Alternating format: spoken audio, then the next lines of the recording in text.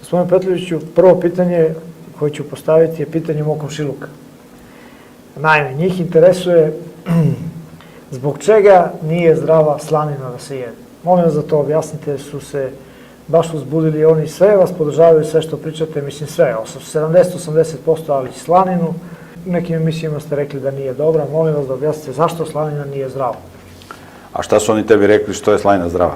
Pa kažu da u slanini ima 2 u 1, a to je mast ima, kaže to je za podmazivanje, da se podmažu koske, a meso, hrana za telo. Hrana za telo, znači 2 u 1. 2 u 1. Znači 2 dobre stvari u slanini. Pa evo da ponovim, ja sam o tome pričao. Znači, slanina se pravi od životinje koja je svaštojed, znači koja je stvorena da čisti đubre u prirodi. Znači, postoji takozvana piramida ishrane ili trofička piramida u medicini, u ozbiljnoj medicini, ne u goveđaj. Znači, prva stepenica trofička piramida ili piramida ishrane su biljke. Biljke su jedini proizvođači hrane na planeti Zemlje. Jedno, biljke mogu da koriste sunčevu svetlost i da upijaju minerale iz zemlje i da procesom fotosinteze proizvode tkivo, znači plodove, svoje sopstveno tkivo, stablo, list, da razvijaju koren i tako dalje. Kod nekih biljaka jedemo plod, kod nekih jedemo list, kao kupus, ili tako, kod nekih jedemo stablo, kod nekih jedemo koren, kao što je krompir, ili tako. To je prva stepenica i to je najzdravije da se jede. U početku je Bog ljudima dao da jedu samo plodove. Znači, samo su jeli plodove, nisu jeli koren, stablo, list. Jeli su samo plodove. To piše u Bibliji. Kada su se ljudi pobunili protiv Boga, kada više nisu imali pristup drvetu života, bilo je drvo poznanja dobra i zla, koje nisu smeli da konzumiraju, i bilo je drvo života. Kakav je to bio plod, mi ne znamo. Kad im je to ukinuto zato što su se pobunili protiv Boga, onda im je data dodatna hrana, a to je zelje poljsko. Znači, dobili su da jedu i list, i koren, i stablo od biljaka. Druga stepenica u piramidi ishrane u medicini, evo da pričamo čisto medicinski, naučno, jesu životinje koje se hrane isključivo biljkama. Po medicini. Krava, koza, ovce i tako dalje. Međutim, po Bibliji tu ima još jedna strožija podela, ja sam o tome govorio u emisiji Biblijski principi ishrane. Znači, u okviru biljojeda postoji jedna grupa životinja koji imaju četvorodelni želudac, tako da dodatno prerađuju hranu.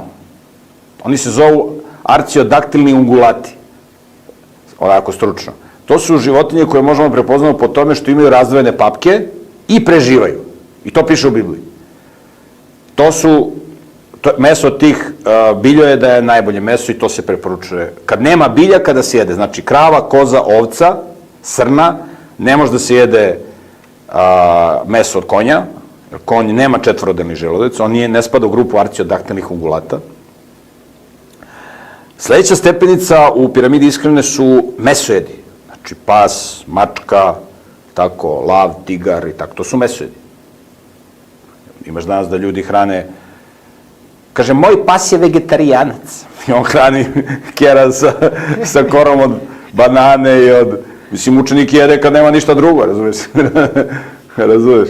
Moj pas je vegetarijanac. Pas je mesojed, znači i pas jede meso, treba da mu daješ da jede meso. Razumiješ? A ne da ga hraniš granulama, kao što roditelji hrane decu sa salamom i paštetom i parizerom i ostalim smećem. Znači, ker treba se hrani mesom, sirovim mesom. Tako da, to je treća stepenica, mesojedi. I četvrta stepenica su svaštojedi. To su svinja, to su čistači u prirodi. Znači, Bog ih je stvorio da čiste prirodu. Svinja je svaštojed. To je kanta za đubre. Znači, svinja je kanta za đubre. Svinja, onda imaju ove ptice, ove lešenari, postoji rak. Rak čisti morsko dno. On je čistač morskog dna, on je morska svinja. A danas ti je u restoranima specijalitet rak. Jeo sam jastoga. Znači, jastog je morska svinja. Znači, kontejner. Ti kad jedeš svinju, ti jedeš kontejner. Znači, svinja je kontejner. Sad, problem je u tome što je ljudima mozak u alfa režimu. Znači, ne razmišljaju. Njemu je bitno da je ukusno. A šta jede, to je nebitno. I onda on jede meso svinjsko, jede slaninu. Imaš tu dva u jednom, a mi smo se ranije šalili, pa kako se zove, kad ovi neki kad počnu da preporučuju slaninu, onda mi kažemo može, ali ako je Adidas slanina. Znači, ako je ona mesna, ona što ima 3 reda onako mesa, pa daš, to je Adidas slanina. Adidas slanina, to je mesnata. Mesnata slanina, ako ima Adidas slanina, može. Šta ti to Adidas slanina? Znaš, da bi se šalili, tako s ovim što jedu slaninu. Tako da, kad jedeš slaninu, ti jedeš meso od kontejnera. Znači, to je najgore meso. Znači, to nije strateška namirnica. Slanina. Pa gledaj. Što njima jeste. Pa dobro, svaki dan kaže jedemo slaninu. Svaki dan je rekao doktor da treba da sjede. Ljudi koji imaju slabe kosti treba da se hrane namirnicama koje su bogate kalcijumom, i to kalcijumom biljnog porekla, jer kalcijum iz mleka naš organizam teško upija, jako mali procenat i više od 50% svetske populacije ne može da pije mleko, zato što nemaju taj enzim za varenje mlečnog šećera. Tako da najviše kalcijuma ima u susamu, u suncokretu, u sočivu i tako dalje. Tako da to preporučujem da se to jede i da se pije dosta vode. Samo kad ljudi počnu da piju dosta vode, to je najbolji način da se koske podmazuju. Znači, dosta vode i biljne hrane. Ljudi, nažalost, piju alkohol i kafu koje izlači tečnost organizma i onda im kosti propadaju i jedu meso i druge namirnice, odakle kalcijum i magnezijum teško mogu da upijaju i onda im propadaju kosti, propadaju im zubi. Tako da, onaj ko hoće da jede slaninu treba da zna da jede meso od kontejnera. Znači, to ja ne kažem da nije ukusno, ali kad ti uključiš mozak, kad znaš da jedeš kontejner, ti možeš da uzmeš đubre iz kontejnera, to su ti, na primjer, ove salame. Znaš šta su salami i paštete?